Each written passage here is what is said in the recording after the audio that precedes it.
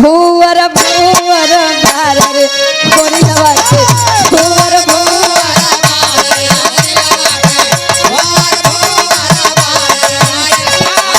भूवर भूवर बार रे होरी लवा के भूवर भूवर बार रे होरी लवा के तोरे वाले बजाओ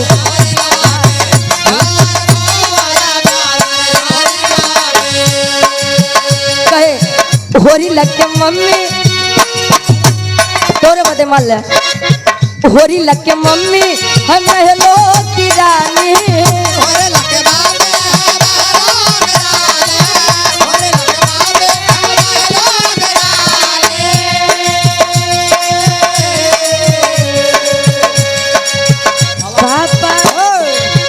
हमारे डब्लू गुरु जी खातिर आए तनी समर्थन करे महाराज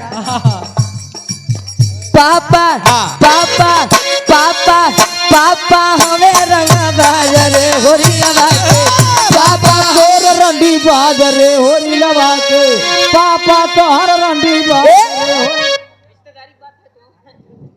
भाई दिमाग ना खराब करे मतलब हम तुम्हें बदगा बताए तो तुम हमारे चढ़ जाते हैं एक देखा ये सब काम ना कर ना गाँव ने बताया अब हमारे पापा तोहार वाली है हाँ बड़ी लगे मम्मी है महलों की रानी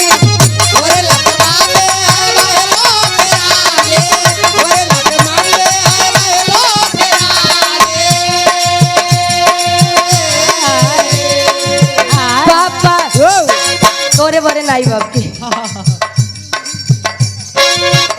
अच्छा वो नहीं बरे ठीक ठीक पापा पापा पापा पापा हमें रंग बाजरे होरी लवा के पापा तोहर रंडी बाजरे होरी लवा के पापा तोहर रंडी बाजरे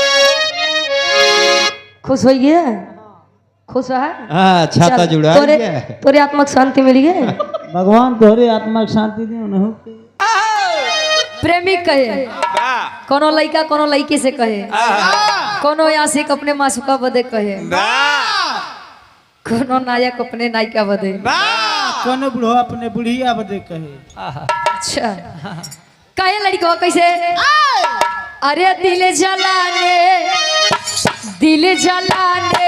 का तेरा अजब ढंग है दिल जलाने का तेरा अजब ढंग है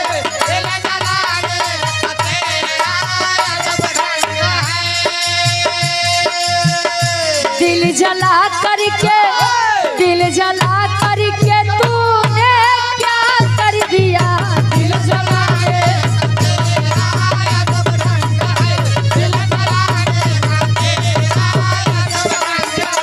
दिल जला करके तूने क्या कर दिया दिल जला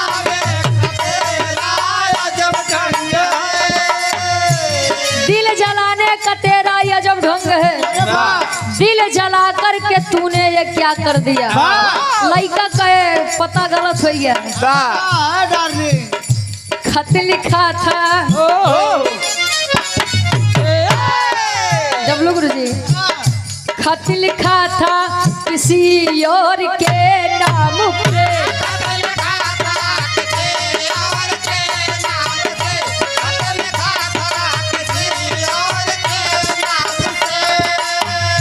खत लिखा था किसी और के नाम पे पर लिफाफे पे मेरा पता लिख दिया खत लिखा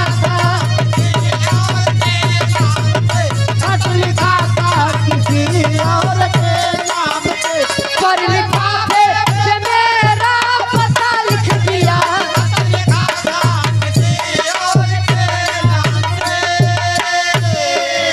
लेकिन कहा जाता है प्रेम करना कोई गलत बात नहीं है लेकिन प्रेम पाक और पवित्र होना चाहिए नहीं तो आज के समय में प्रेम के का रूप भाई आप लोग जानते हैं प्रेम का पुण्य पानी छलकता है जब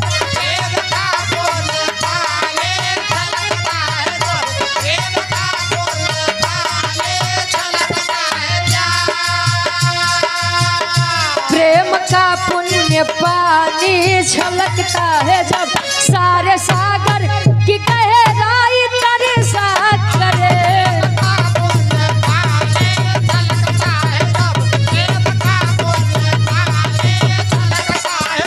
सारे सागर की गहराई तरसा करे।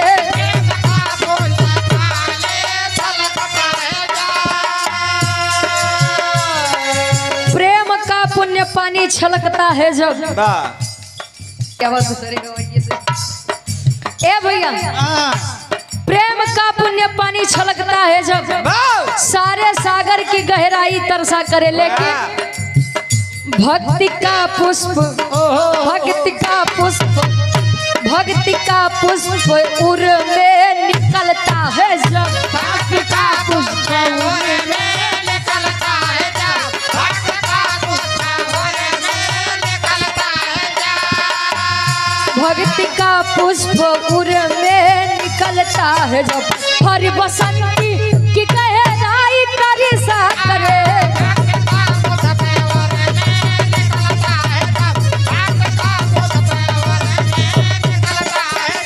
हर बसंती की अमराई तरसा करे।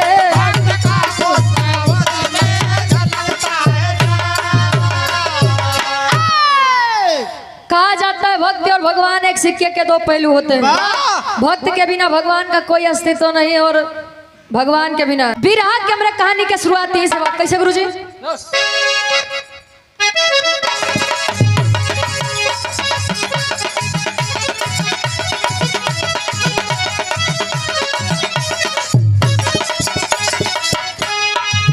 इंसानियत हो जिसमें सच्चा इंसान है, उसके लिए तो सारा जग ही जहान है।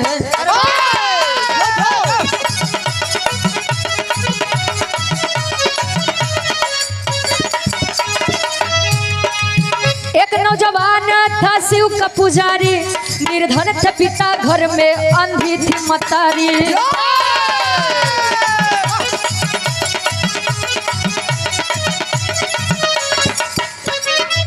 लाया है घर में दुल्हन करके सगाई, लाया है घर में दुल्हन करके सगाई। खिला न फूल बाग में बहार न आई।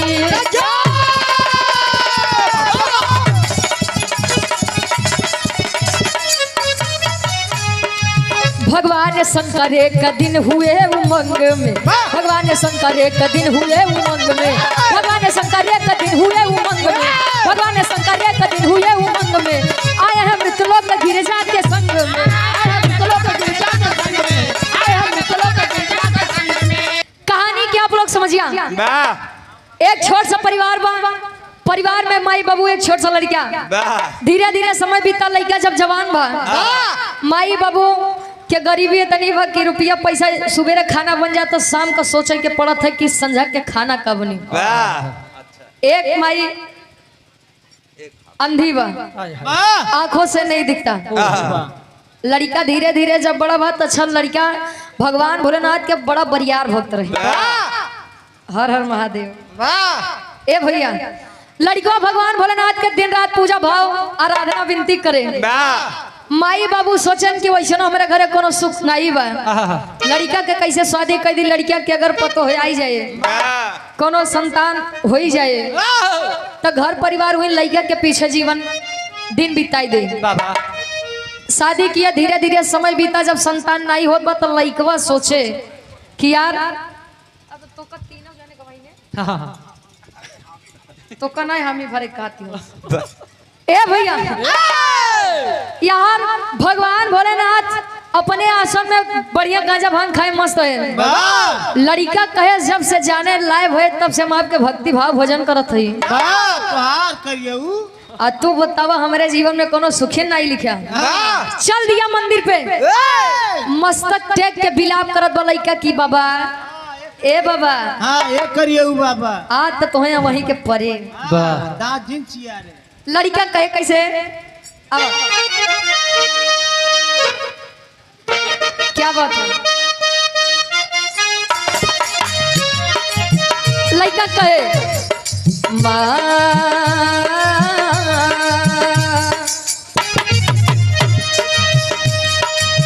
मुझे तू अपने आंचल में छिपा ले, गले से लगा ले कि और मेरा कोई नहीं है। माँ मुझे तू अपने आंचल में छुपा ले, गले से लगा ले कि और मेरा कोई नहीं है। माँ मुझे तू अपने आंचल में छुपा ले, गले से लगा ले कि और मेरा कोई नहीं। लेकिन वो लड़का भगवान भोलेनाथ से कहे, आंखों से बहे अविरल अश्कों की धारा, आंखों से बहे अविरल अश्कों की धारा, रोता है बेचारा ऐ भोलेनाथ जाऊं कहाँ। आंखों से बहे अविरल अश्कों की धारा, रोता है बेचारा ऐ भोलेनाथ जाऊं कहाँ। आंखों से बहे अविरल अविरल की धारा, रोता है बेचारा ऐ भोलेनाथ जाऊं कहाँ। आंखों से बहे अविरल अविरल की धारा, रोता है बेचारा ऐ भोलेनाथ जाऊंगा। लइका कहे, दुख में दुखित बाबू काटे समैया, दुख में दुखित बाबू काटे समैया, दुख में दुखित बाबू काटे समैया। नेत्र विहीन घर में रोवेली मैया, घर में रोवेली मैया, घर में रोवेली मैया। मझधार में है नैया न सूझे किनारा,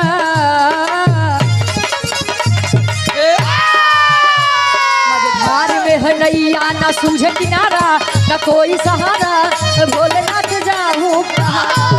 पठार में है नैया ना तुझे किनारा, तुझे किनारा ये भोलेनाथ जाऊंगा।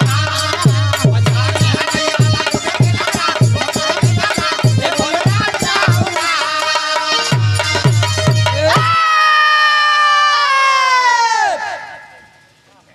ए भैया, भगवान भोलेनाथ के मंदिर पे बैठ के लड़का बिलाप करत बा, रोवत बा, स्वामी ए देवो के देव महादेव जी, आप तो जानन हारे है, दुनिया के पालन हारे है। आज तक आपसे कुछ नहीं मांगे, लेकिन मजबूरी में हमका मांगे के परत बा। करिए वो सुनवा दे देते। जी समझ लिया था। हीरा चचा तोहार नाम हीरा बा। हम सुनवा मांगत है। ए भैया, अब यार लइका रोज बात तब ले भगवान भोलेनाथ कैलाश पर्वत पे बढ़िया गांजा भांग खाए मस्त होए। माई गौरा जी कहीं बौरा हो। ए भोला अखिया खोला। अच्छा कहे भोला तनी अखिया खोलता कहे कहे का बहो कहे के देखा ता लड़किया हमार रोवत बा।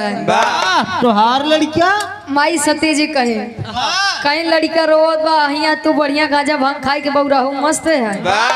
कहे तू मेहरारू के जात लबर लबर करबे करबू। अच्छा अंगूरी पकड़ाई था ना पकड़ कर। ए भैया कहे तू मेहरारू के जात बड़ी जल्दी सफेद आया तू। अरे कलयुग के आदमी देखे में भले छोट होते, हीरा चचा देखे में भले छोट होते, लेकिन दिमाग इनके सही के बहुत होते।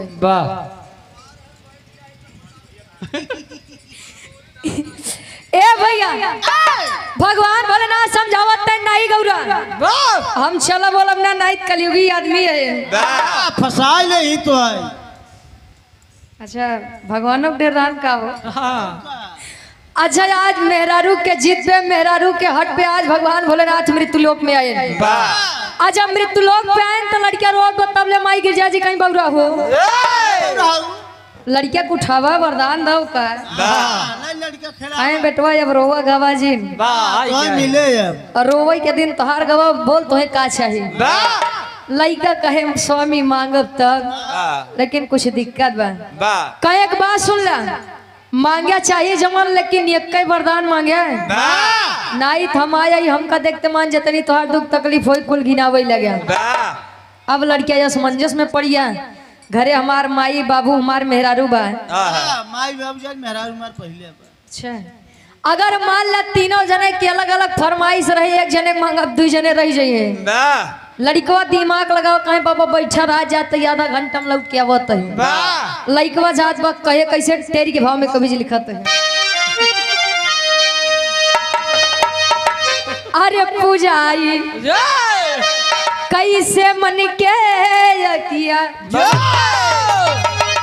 अरे पूजाई कैसे मन के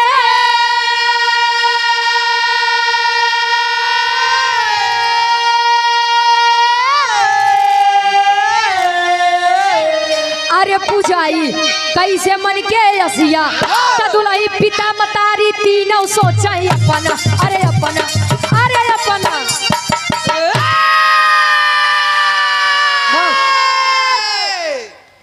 पूजाई कैसे मन के सपना दुलाई पिता मतारी तीनों सोचा अपना। लड़का विचार करत मंदिर के रास्ता से घरे आए तो देखा सबसे पहले माई बैठी है। माई बढ़िया खटिया बहरे लगाए बैठे हैं, आँखी से दिखात नहीं बा।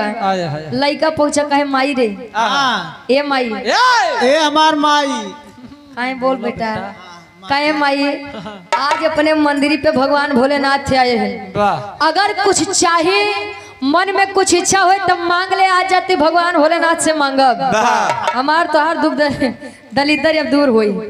माई अपने लड़का के समझावे राधे श्याम के भाव में कभी लिखते हैं। अरे असमंजस में पड़ा रहा, अरे वह सोच रहा है अपने को, सोच रहा है अपने तो माता बोली नयन मांग लो, प्रकट हुए हैं भवभंजन। माता बोली नयन मांग लो,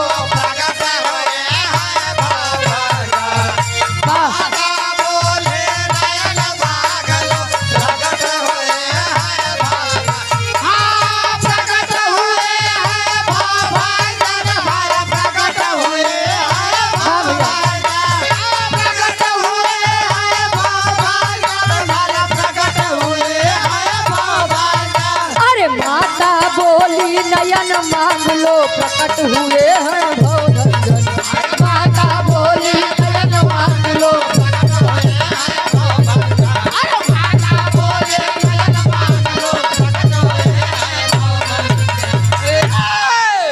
असमंजस में पड़ा रहा, वह सोच रहा है अपने मन तो माता बोली नयन मांग लो, प्रकट हुए हैं भवभंजन।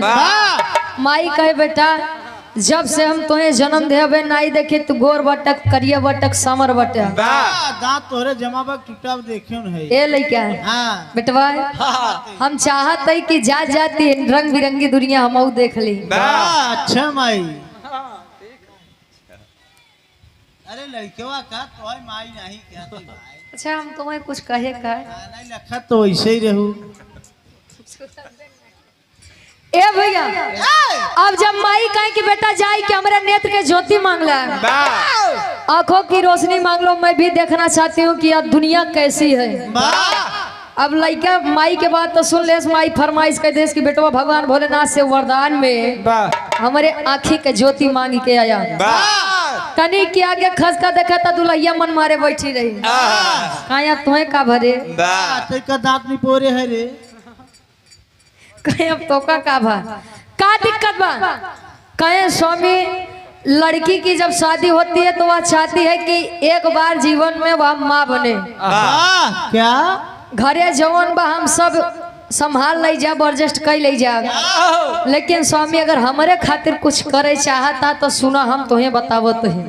जीवन में कुछ नहीं मांगे आज मांगत है, दुल्हिया मांगे कैसे।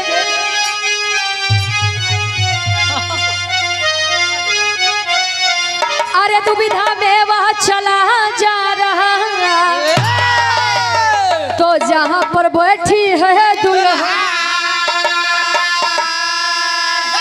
अरे जहां पर बैठी है दुल्हा तो सारी बातें सुनकर बोली पिया से अपने मधुर वचन। सारी बातें सुनकर बोली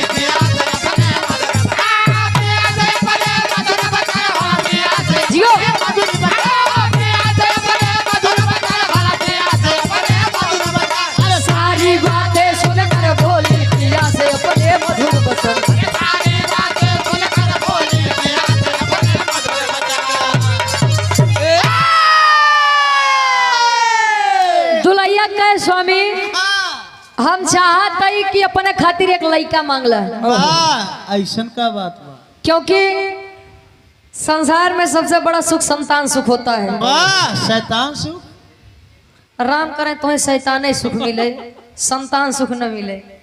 ए भैया, कहा जाता है कि संसार का सबसे बड़ा सुख संतान सुख होता है।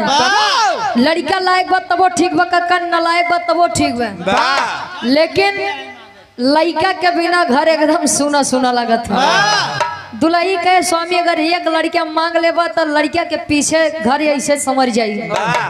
ध्यान देंगे, माई फरमाइश कह देश के बेटवा आँखी के ज्योति चाहिए, दुल्ही फरमाइश कह देश कि स्वामी राजा हो एक ही लड़का चाहिए। कहे तोहार दूजनी खोई गया बाबू बैठा बहरवा न सुन ली, वो टोपी लगाई बैठा पूछ लो उनका का चाहिए, पूछ लो ना उसे गए बैठे कहे बाबू, ए बाबू बोलता काहे ने यार, काहे रिसिया ने है। बोला मुँह से। अब यार लड़का के बतिया जब बाबू सुने तो बेटा सुन, संसार का जो सत्य है मैं तुझे बता रहा हूँ, जाके भगवान भोलेनाथ से वही मांगना है। बाबू बता, एक लाइन गीत लगत बा कैसे,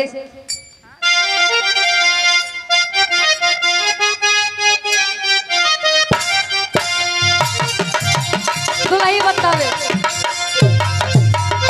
कहे मोरे पीछवा रवा सोनरवा कहे दुकानिया, सोनारवा के का भैया सोनारवा के दुकान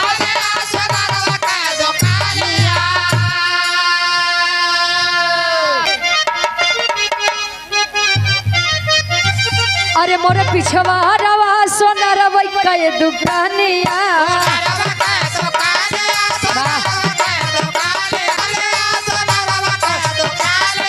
दुल्ही कहे नथिया गढ़ाई बतीन पतियान के, नथिया गढ़ाई बतीन पतियान के, बड़ा नीक लागे गीत अवरतियान के, बड़ा नीक लागे गीत। पान बरईनियान के बड़ा नीक लागे, पान बरईनियान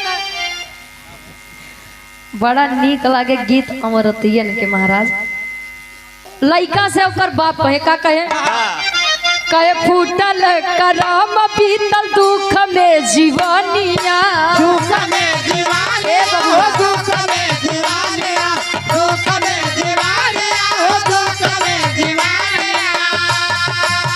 सुखवन पावली जहानवा के, सुखवन पावली जहानवा के, लाल धन मांगा जाके बरदानवा में, लाल धन मांगा जाके।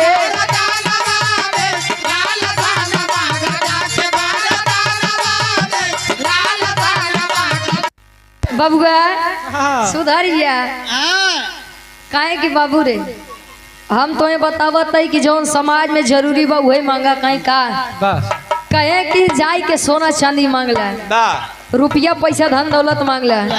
कहन बाबू कहे बदे, कहन अरे बेटवा जवन आज मनई नजर चुरावत बा हमसी तोसी, पैसा देख के वह मनई आए जयरमी करे खातिर। और जीवन का सत्य यही है कि जकरे लगे पैसा बा दुनिया वही पूछत है। तो हर दिन खराब बात अपन रिश्तेदार नहीं पहचानते, आ तहार समय तनिक बन जाए प्रदीप भैया 5 कमरा बनवा देखे रोज डेली तोरे लगे नया रिश्तेदार फोन करे। ए भैया बाबू समझावत है जाय के रुपया पैसा धन दौलत मांगा, अगर रुपया पैसा धन दौलत रहे तो समाज में हमार तुम्हारी इज्जत रहे। अब तीनों जने तीन प्राणी अलग अलग फरमाइश बताए देन, भगवान भोलेनाथ कहन वरदान मांगे बेटवा ये कैसे लड़कियां कहे अब तू लोग बैठा कुल दिमाग अब हमारी लगावे पड़े जात है कैसे पहापट के भाव में कभी लिखत है।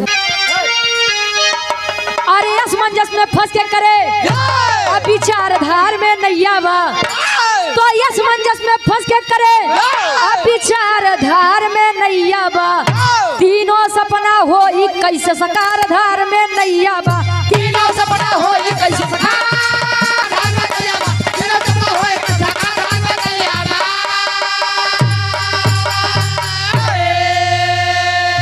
स्वार्थ में सब ही लगे हैं, अलग अलग यार मनवा हो, पिता की आज्ञा धर्मा गुरु, माई कहे नयनवा हो, तो दुल्ही मांगे गोदी के अब दुलार धार में नैया बा, तो दुल्ही मांगे गोदी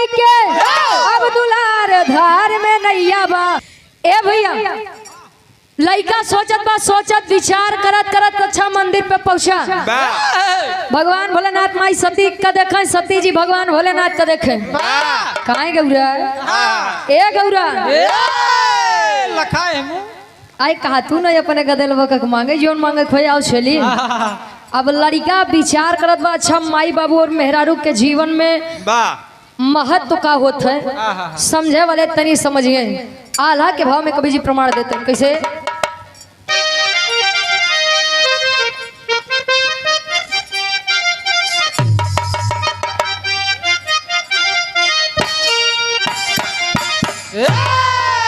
ससुर नार मुनि करते जे करे भजनिया बाबू,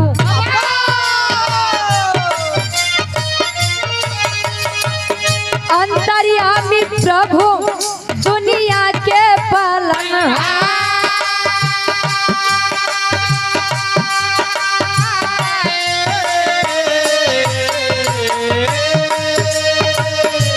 अवनी से बड़ी माई दुखवा बतावे बाबू,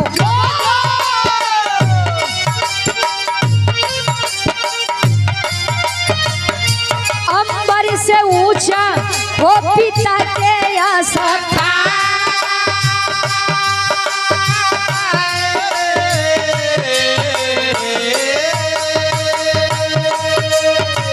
के कर पुराई हम मन के सपनवा बाबू।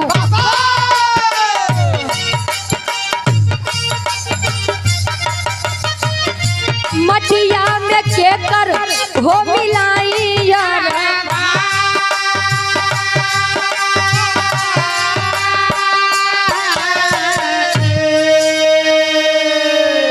कहा जाता है पृथ्वी से बड़ी माता अंबर से ऊंचा पिता का स्थान होता है, और अर्धांगिनी यानी आधे अंग की मालकिन। इन तीनों के जीवन में अपन अपन महत्व होते हैं। लड़का सोच विचार के दंडवत प्रणाम करके भगवान भोलेनाथ के सामने बैठ गया। कहीं बेटा वरदान मांग, कहीं हाँ मांगे बोले तैयार रही। बेटा याद रखना कि एक ही वरदान मांगना है। कहीं बस स्वामी कुल याद है, वही कुल याद है कि तो मांगे ही चलत है। एक वरदान में लड़कियां अपन दिमाग लगाओ कैसे। खड़ी के भाव में कवि जी लिखते हैं।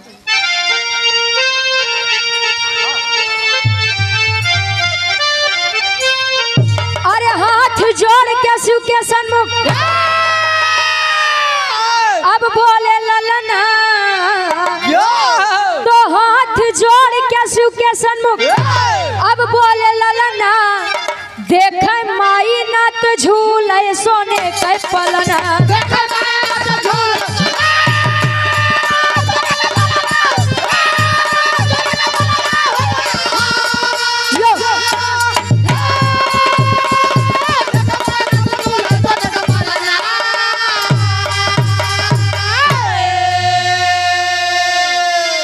हाथ जोड़ के शिव के सन्मुख बोले ललना, देखे माई नात झूले सोने के पलना। एक बार फिर से आप लोग कहानी समझ ला कि बाबा कहें कि वरदान बेटा ये कहीं दे। घरे घर लड़किया से माई कहें कि बेटा मेरे आंखों की ज्योति मांग लो। दुल्ही कहे स्वामी एक संतान मांग लिया। और बाबू कहें कि बेटवा रुपया पैसा धन दौलत मांगा।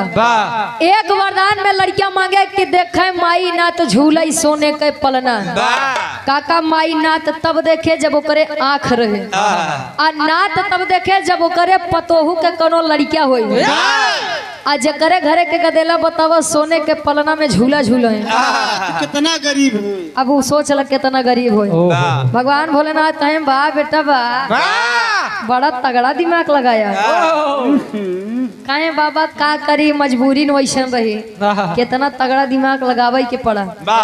माई सती जी कहीं देखा अब बात बदला न। लड़कियां हमारी एक वरदान मांगे सब ओकर तुरंत वरदान दे बस चला। भगवान भोलेनाथ वरदान देते हैं कैसे।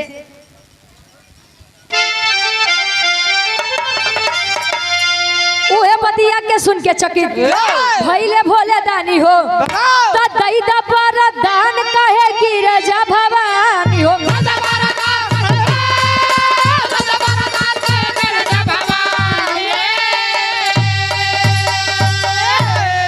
तो ये मस्त कह दिए आप गौरा के सजे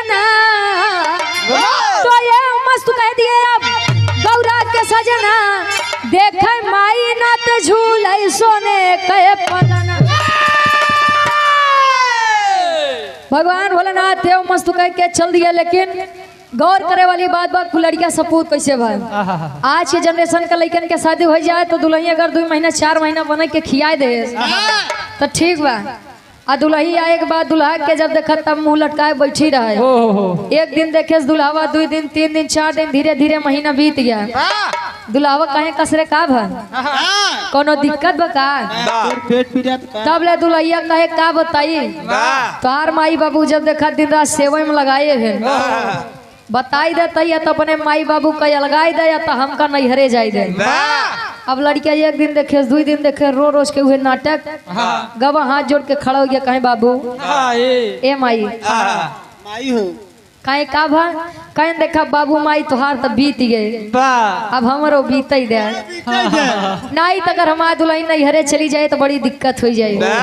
माई बाबू अपने लड़किया के सुखे खातिर अलगाई गेन बने खियाए नहीं पाता तब वो लड़किया के सुख चाहता है। और कहीं कहीं यह होता है कि माई बाबू लड़किया का जितना ही कहाँ लड़किया उतना ही करी है। आखिर कोई लड़की अपना सब कुछ छोड़ के आपके पास आई है तो उहू के सम्मान करे चाहिए, बात के लाज रखे के चाहिए। माई बाबू मेहरारू सबके अपने अपने जीवन में काका अलग अलग जगह होते भैया। तो एक बात सुन के 2 कई अलगाव ना चाहिए। ताली कबो एक हाथे नहीं बाजत, दोनों हाथे बाजत है। आखिरी में खानदान के परिचय कैसे अब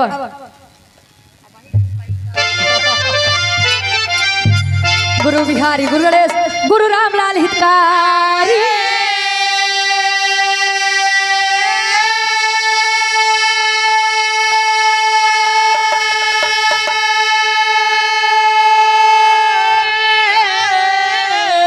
स्वर्ग में चंद्रिका कवि भारत जी बने पुजारी।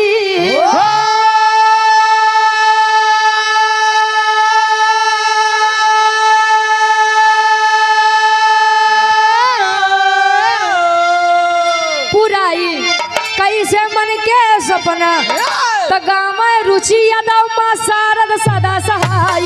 पुराई कैसे मन के सपना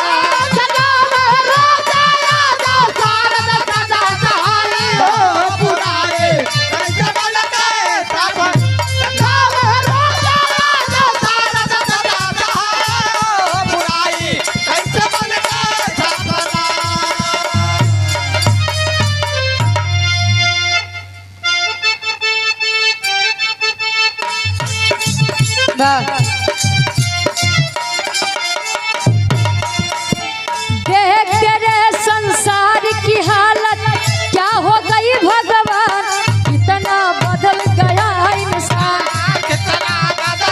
अरे देख तेरे संसार की हालत क्या हो गई भगवान, कितना बदल गया इंसान, कितना बदल कहे सूरज न बदला चांद न बदला, सूरज न बदला चांद न बदला, ना बदला आसमान, कितना बदल गया इंसान, कितना बदल गया इंसान, कितना बदल गया इंसान। गणेश भैया फिर से कहा था डब्लू गुरुदेव ओका आप लोग समझ ले जा 51 रुपए का महान आशीर्वाद क्षणों में कोट कोट मने आशीर्वाद के चाह रहे।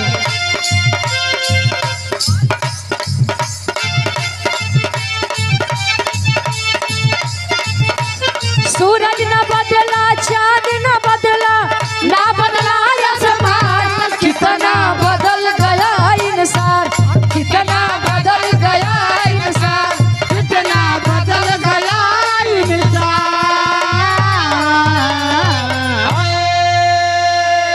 गाँव बजाओ का सुनो में कोनो गलती कसूर हो ते काका आप लोग अपन लड़किया बच्चे समझ के माफ किया। हमारे तरफ से आरे से कार्यक्रम के समापन रही।